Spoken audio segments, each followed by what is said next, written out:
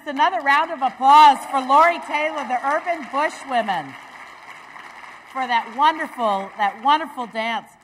We also want to thank, as Ann said, J.P. Morgan for their support today for this session.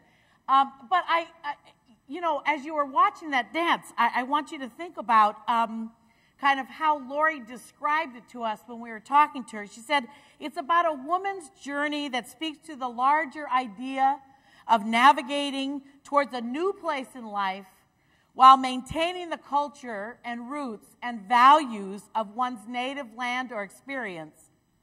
And as she moves between people and cultures, she picks up the new and leaves behind a part of herself.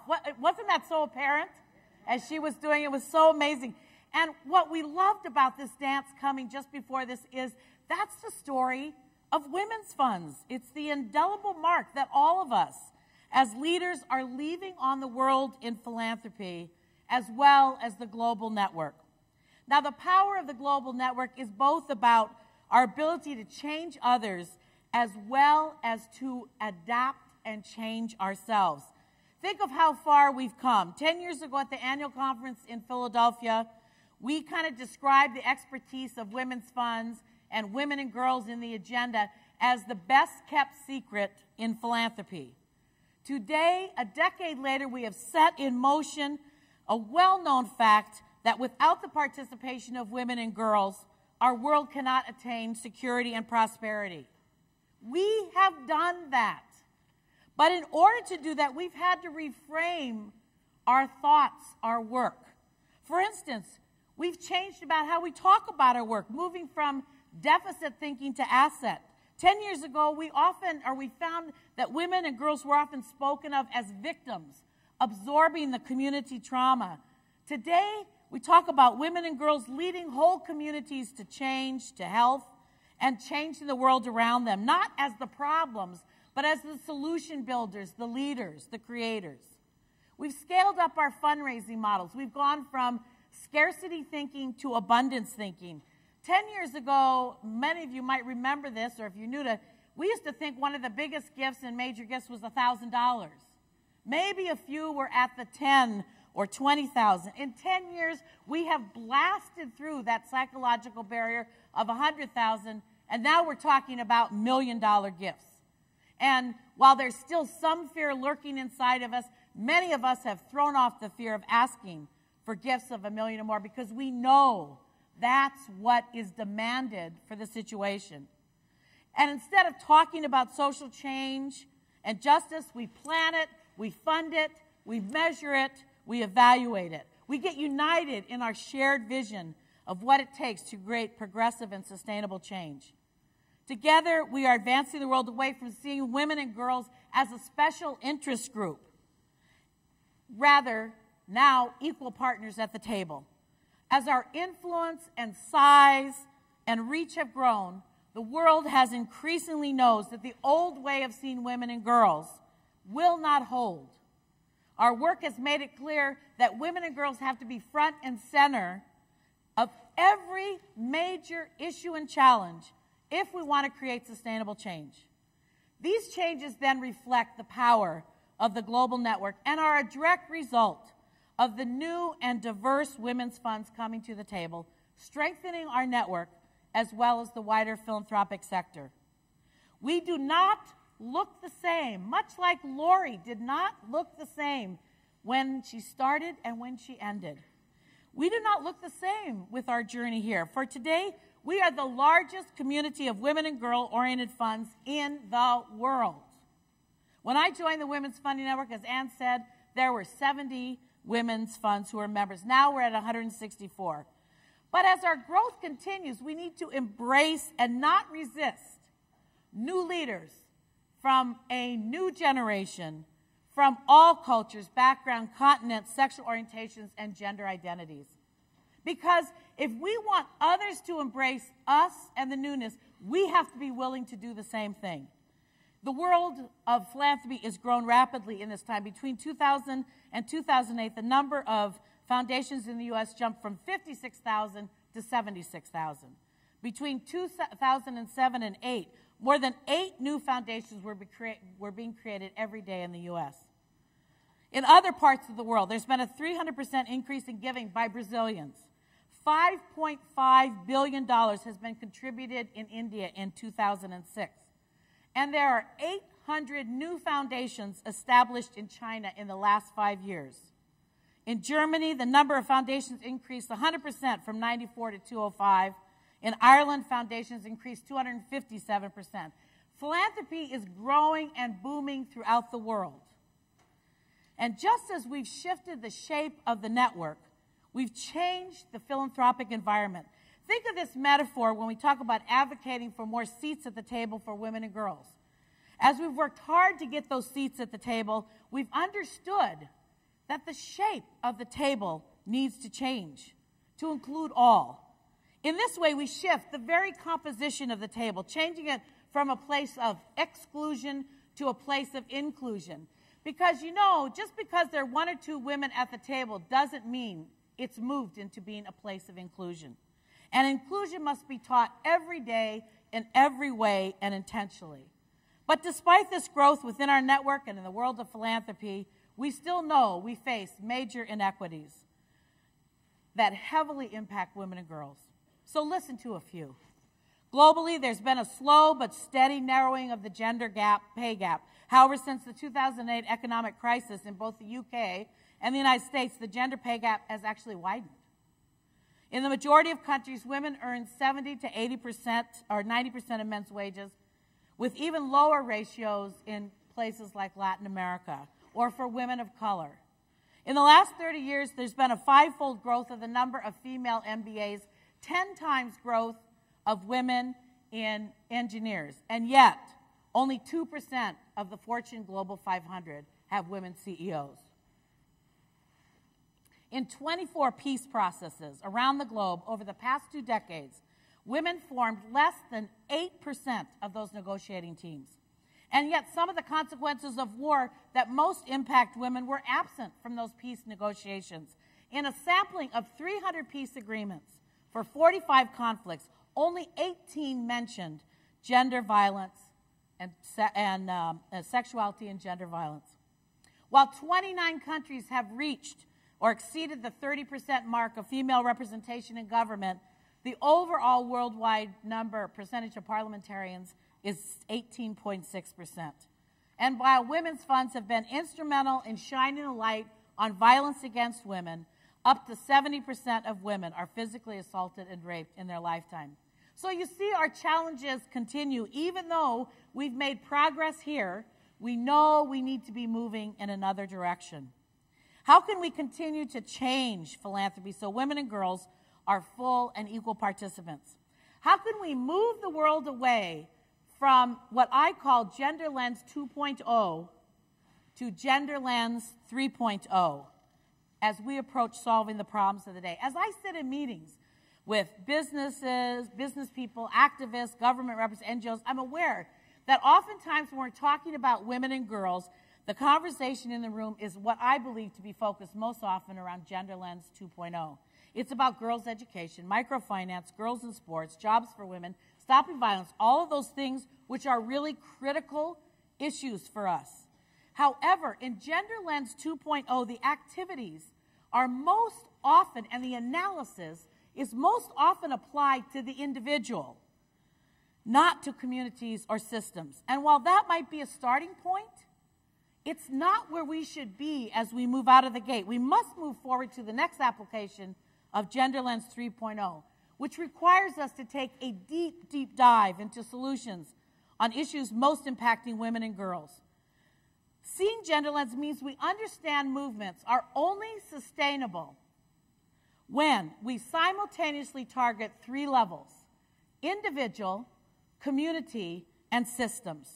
For example, if we're considering economic security, living wage benefits are important for the individual. We need to have that. Benefits, living wages with jobs and jobs with benefits. That's at the individual level. But at the community level, we know we need like wraparound services to help women get trained, to provide all the things that women need to make a difference: childcare, housing, training, healthcare. And what systems need to be changed? We need more access to capital and to markets. That's a systemic change. Tax systems need to change. Land rights reforms need to change. And we, as Women Funds, hold the key to bringing Gender Lens 3.0 to the wider philanthropic community if we really want sustainable change. In the last year, there have been several influential reports that have spotlighted the critical role of networks in philanthropy.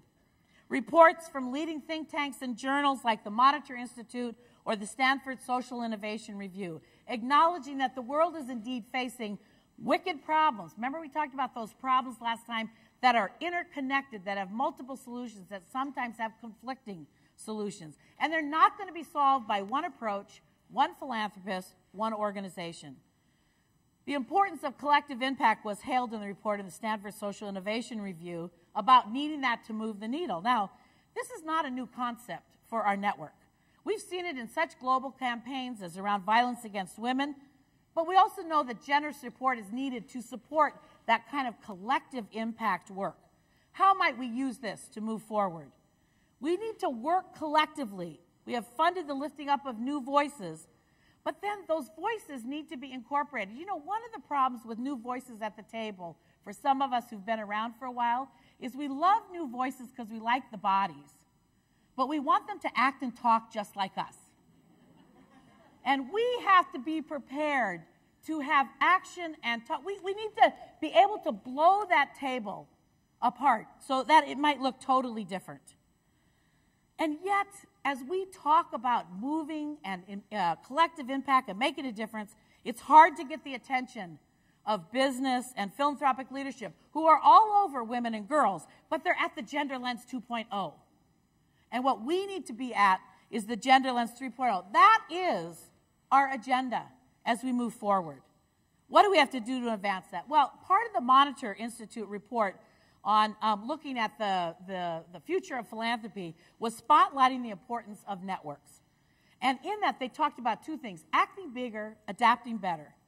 And how exciting that we've known all along, what we've known all along is now being lifted up.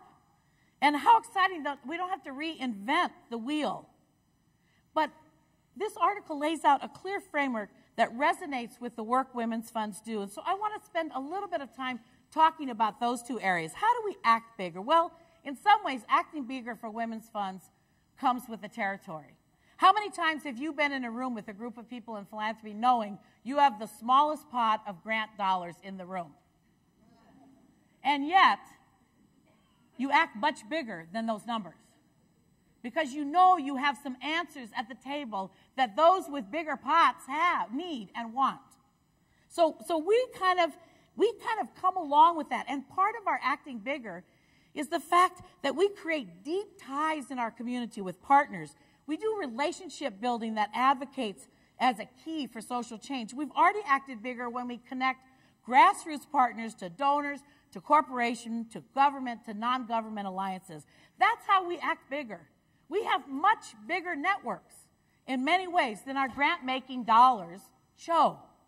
Indeed, the Women's Funding Network 10-year strategic plan talks about us optimizing and scaling up the network to strengthen the power. Now, you all may not realize that we're 2 years into that. We have 10 years to go.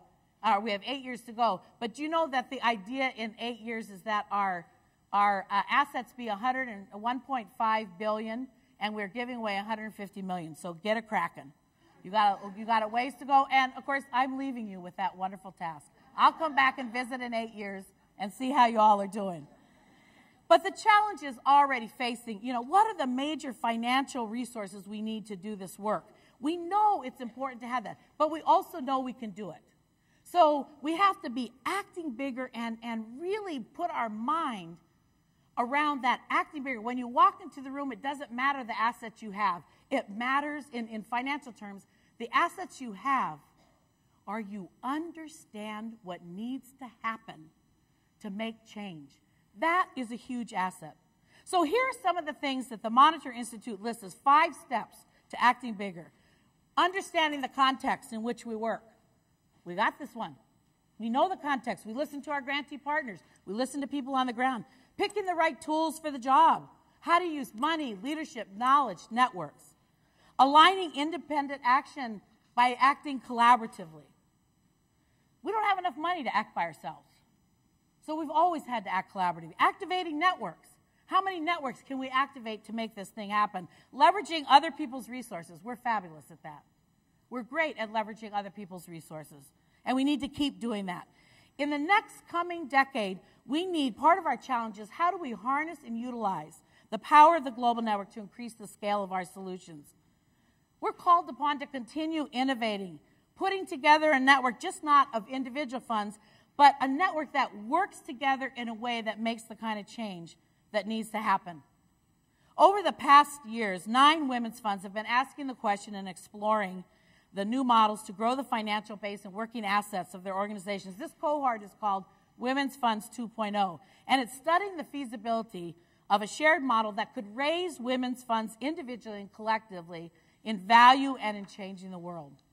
The core, and this is an important thing, the cohort identified a core expertise women's funds contribute to social movements that make them stand apart. So I'm going to say this really slowly because I kind of talk fast. Because, this is what they identified, because of their many levels of trusted relationships thoughtfully developed over time, women's funds have the power to forge strong links among a great diversity of stakeholders working on complex issues of social justice. Now, how many of you have ever used that line or something like it to get money from a donor? We need to start using what our assets are because they are called upon now. Think about the success of the Memphis Hope partnership that the Women's Foundation of Greater Memphis forged with the diverse partners. They had FedEx, they had a local casino, they had a local faith-based hospital system, and the City Housing Authority. Faced with housing projects that weren't fit for anybody to live in, much less walk through, the Women's Foundation of Greater Memphis looked at its strengths as a connector of women with expertise and increasing the scale of networking and set to work. Women's funds are practiced at these complex endeavors, applying a gender lens to issues of social change. Now, this is what they did is they linked them. First of all, one of the things that we say about linking is you need to add what is already present, increasing its value. And the Women's Fund of Greater Memphis add additional wraparound services to residents at the housing development that increase the value of the Hope Project. Women's funds continually generate the whole, which is greater than the sum of its parts. Housing alone doesn't solve that problem. Child care alone, jobs alone, education, we keep trying to, everybody tries to silo that. It needs to come together to make it greater than the sum of its parts. Women's funds improve the quality of results. It was because of the wraparound service. It's because the Women's Fund in Memphis knew you had to give a holistic solution if you wanted holistic results. They knew that, and they were able to do that. Women's funds connected people in Memphis for collaborative and collective action. That's what made this a powerful project. By the way, a project that if any of the authors of Collective Impact had decided to look, they would have seen the model project of collective impact, forging strong links. In Mongolia, the Women's Fund have been acting much bigger on a national-wide scale, forging powerful partnerships with non-governmental organizations. And this year, the Parliament approved the law on the promotion of gender equity, that the Women's Fund of Mongolia was a huge part in making that happen. Incredible, incredible.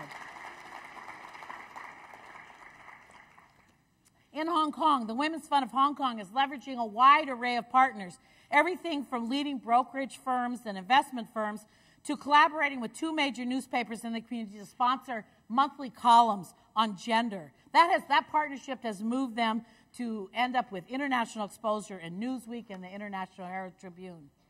On a national scale, in the U.S., women's funds in several states are participating in a Future Not a Past, a campaign to join diverse coalitions of leading experts on preventing child sex trafficking. Working together, they've raised the awareness of sex trafficking of children online in communities as well as grassroots activism. And the Women's Funding Network Board, at the same time this is happening, we also know, and this has been a very successful campaign, But we also know that we need to protect the human rights of sex workers all over the world. This is one of those wicked, complex problems that oftentimes the solutions feel like they are butting up against each other. And yet it is incumbent upon us to pull it out, to deal with the conflict that we have within our own group, to figure out what is the answer. It won't be simple. It will be complex. But we can talk about that answer. Over the past 2 years, I've joined with other Women's Funds leaders in attending the Clinton Global Initiative. This year, I was invited to be a part as a representative of WFN of the planning session for this year's summit. I shared the Gender Lens 3.0. And you know, in groups like this, you have to share it 8 or 9 times to get it. Because at one point in the conversation, Cherie Blair and I were sitting next to each other, and we were talking about women and girls, and we'd had a fabulous conversation. And an hour and a half later, as we finished the conversation and the facilitator was giving the summary, totally wiped out any mention of women and girls. Totally. And he was a good guy. He was a good guy. And of course, we had to shame him a little. But he totally got it. And Cherie and my hands were up like this. Like, what was all that conversation over here? And so we can't give up. We can't be discouraged when we feel like we're not heard. We have to keep talking. The Women's Funding Network is a part of the La Piatra Coalition of leaders of businesses, NGOs, philanthropy, media, and academic sector to look at strategizing around advancing women socially, politically, and economically. And our network has already taken advantage of opportunities to act bigger. At the most recent Clinton Global Initiative, we announced a commitment for some 5 U.S. women's funds around women moving jobs, where they are all working together on the same strategies, providing jobs, wraparound services, financial asset building, all of those things, especially for single moms, head of households.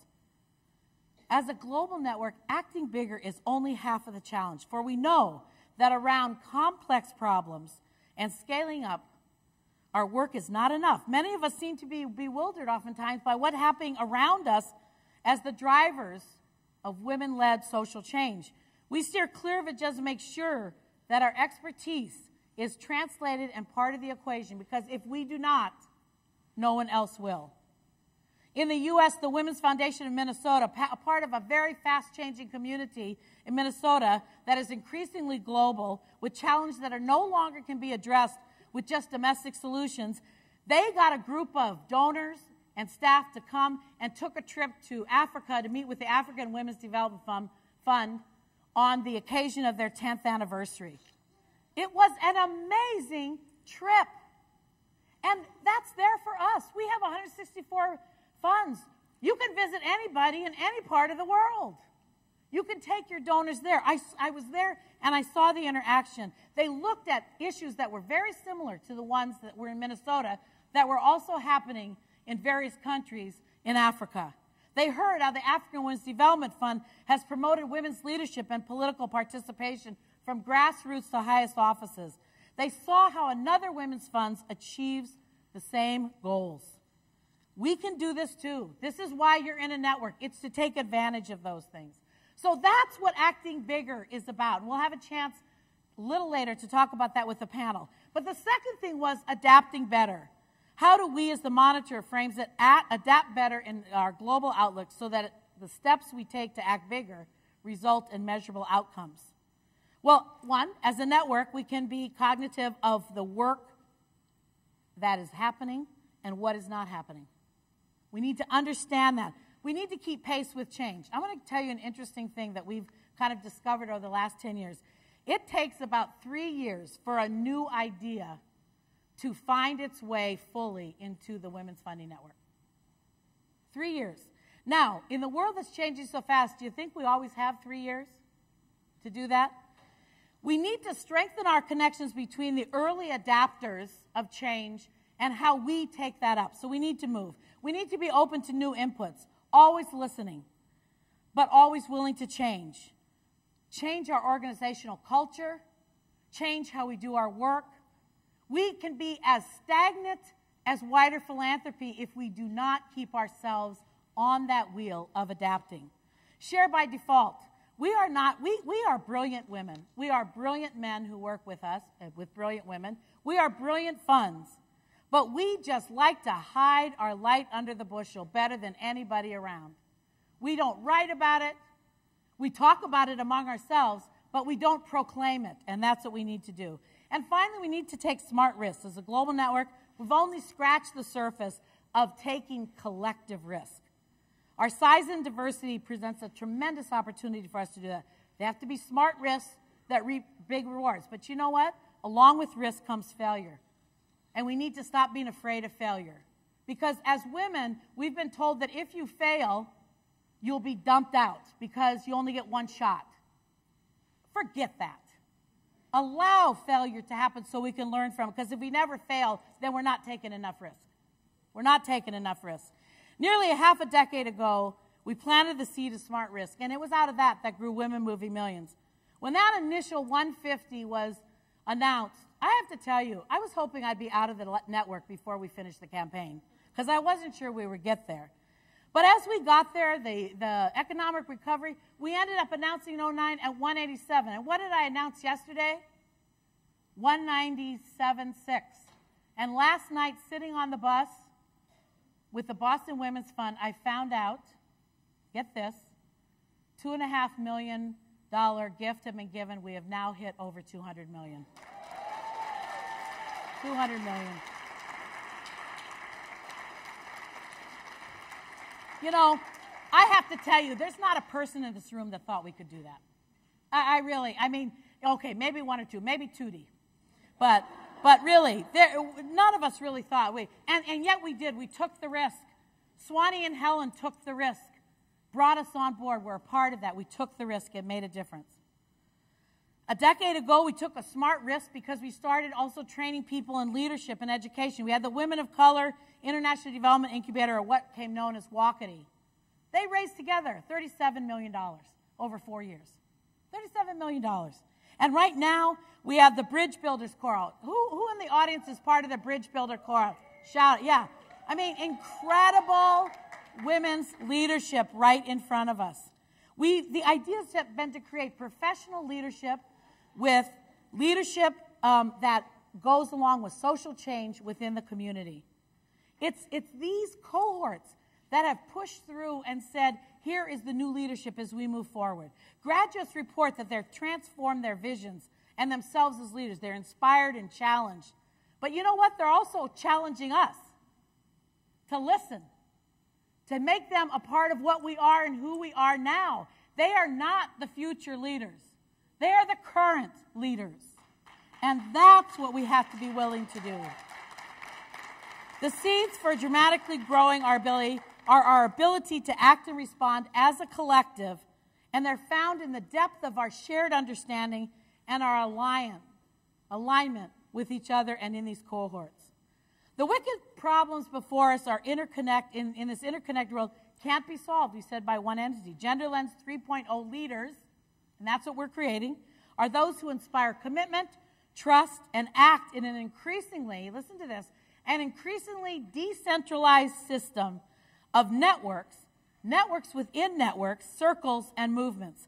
And as one of the largest and most diverse networks of women in philanthropy, our size and reach and the power of our network means that we are poised to develop GenderLens 3.0 leaders.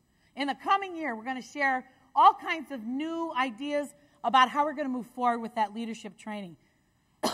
But we are the people who should be training other networks about leadership. We know it, we understand it. And I'm not just talking about the Women's Funding Network. We are a network of networks. If I were to map this room and the connectivity of this room, you would be stunned at the power and influence. And yet I would contend that we're using maybe 20 to 25% of that power. And we need to use more. Many of us still grapple with technology and resources needed to take our message.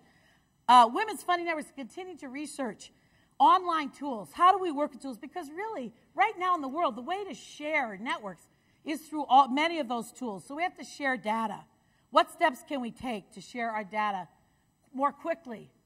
And you know, it doesn't take us 3 years to figure out, gee, you're all doing work around women in jobs. Let's kind of figure out what we're doing together.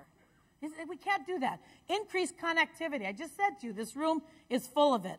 Embrace social media. How can we collectively raise the voices of women? Right now, the social media to Twitter, we have 67 members who are using Twitter, including yours truly. More than 25,000 friends and 70,000 followers. Well, we need to get 1 million, and we can do that. But get your little thumbs going and start doing it, because we need to move in that direction. Technology can no longer be our barrier. It can no longer be our excuse. Embrace it. Allow our value and impact to be shared with it. Facilitating acting bigger and adapting better. Another barrier we face is how we talk and describe our work. We are the most complex, we use the most complex set of understandings of work than anybody else in the world. And yet we expect donors and people in the community to find their way into the maze. And often we use what we call insider language. We're doing a study on reproductive health and rights. And a number of our funds have been already involved with Groundswell with a study on how to look at that work within women of color, people of color communities. But we're doing a specific study about how to talk to donors. And we've been doing, this is the Packard Foundation's Guinness Grant, we've been doing a series of small facilitated conversations in New York, Chicago, Miami, Dallas, San Francisco, Atlanta, Accra, Cape Town, London, and Amsterdam. And you know what we found through these intimate conversations? Most people and donors have no idea how to get onto the train of reproductive health and rights. They can't figure out how to even get a ticket, much less understand it. The other thing is we oftentimes give people only one avenue. And what we found out is that women donors, and true of others, but women donors in particular, give money to this field when they are able to enter through a door that connects to their personal experience. Now, that means we have to be thinking differently how we do that. We need to understand it in a different way. We have to learn that we need to adapt without losing our values, but we need to be able to adapt our language. We don't want to compromise anything, but at the same time, it is we who are providing the barrier for others to enter in the conversation with us, because we only see it in one way. Revising, what we need to do is truly listen. We need to adapt our message. We need to engage new and diverse donors. And the power of our network and collective voice will be much stronger. Within communities throughout the region and across nations and around the world, the power of the global network is growing every day. It's growing in your communities, and it's growing worldwide. We need to bring that Gender Lens 3.0 application to that. In a short moment, I'm going to bring up 6 leaders of some who are transitioning out of women's funds, some who are transitioning to new leadership roles in women's funds, and some who are transitioning in. And what we're going to do is we're going to have a conversation for a few minutes about what their perspective is about acting bigger and adapting better. And while we bring those people on stage, we're going to show you a short clip of a video from the Women's Fund of Central Ohio, because they were beginning to look at the issue of how do we involve men in it, and how do we get men involved. And so they put together this very kind of entertaining video to look at the issue involving men. And while we're showing that video, we will ask the panelists to come up on stage. A lot of people seem to think that only women can support the Women's Fund, which is silly. That's like saying you have to be a man to live in Manhattan. I'm a man, and I love taking out the trash, leaving the toilet seat down, buying my wife jewelry, and taking her out to dinner. Who wants that? You know, I'd love to see more men support the Women's Fund, but I'd also like to see a bear dressed in a tuxedo riding a motorcycle across a volcano. There are exactly 3 instances when it's okay for a man to cry. When he takes a piece of his thumb off on a table saw. When he realizes how many women and girls are prevented from reaching their potential. And at the end of Toy Story 3, when the kid gives all his toys away. Because he's all grown up. He's off to college. We have one we do shirtless.